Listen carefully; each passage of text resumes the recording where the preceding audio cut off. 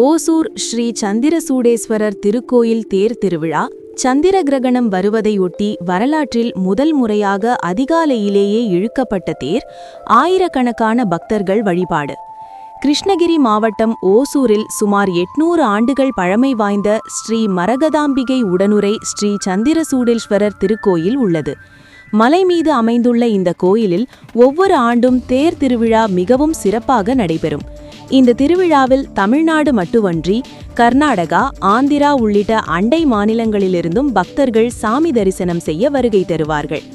அந்த வகையில் ஓசூர் ஸ்ரீ சந்திரசூடேஸ்வரர் தேர் திருவிழா கடந்த மாதம் பால் கம்பம் நடப்பட்டு தொடங்கப்பட்டது.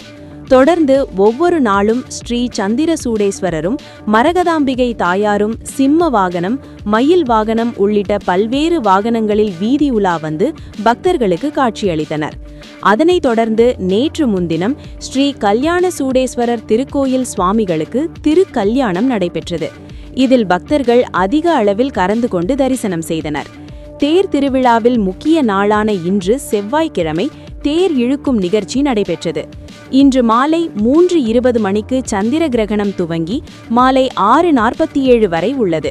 சந்திர கிரகணத்தில் எந்த ஒரு நல்ல காரியங்களும் செய்யக்கூடாது என்பதால் தேரை முன்கூட்டியே இழுப்பதற்கான அனைத்து ஏற்பாடுகளும் இந்து சமய அறநிலைத்துறை சார்பில் செய்யப்பட்டிருந்தது. அலங்கரிக்கப்பட்ட 3 திருத்தேர்களில் ஸ்ரீ சந்திரசூடேஸ்வரர், ஸ்ரீ மரகதாம்பிகை தாயார் மற்றும் விநாயகர் அமர வைக்கப்பட்டு சுவாமிகளுக்கு சிறப்பு பூஜைகள் நடத்தப்பட்டது. அதனைத் தொடர்ந்து சரியாக காலை 6:25 மணிக்கு தேர் இழுக்கப்பட்டது. மாவட்ட ஆட்சித்தலைவர் தினேஷ்குமார் தேரை வடம் பிடித்து தேர் இழுக்கும் நிகழ்ச்சியை தொடங்கி வைத்தார்.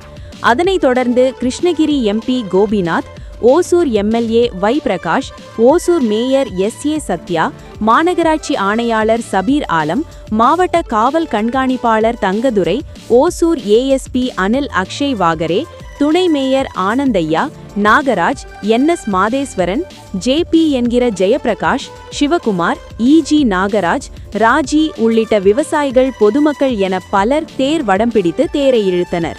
தொடர்ந்து ஆயிரக்கணக்கான பக்தர்கள் ஓம் நமச்சிவாய என விண்ணுயர கோஷங்களை எழுப்பி தேரை இழுத்துச் சென்றனர். ஸ்ரீ சந்திரசூடேஸ்வரர் தேருக்கு முன்னதாக விநாயகர் தேரும், பின்னால் ஸ்ரீ மரகதாம்பிகை அம்மன் தேரும் இழுத்துச் செல்லப்பட்டது. அப்போது பக்தர்கள் உப்பு, மிளகு ஆகியவற்றை தேர்கள் மீது வீசி நேர்த்திக்கடன் செலுத்தினர்.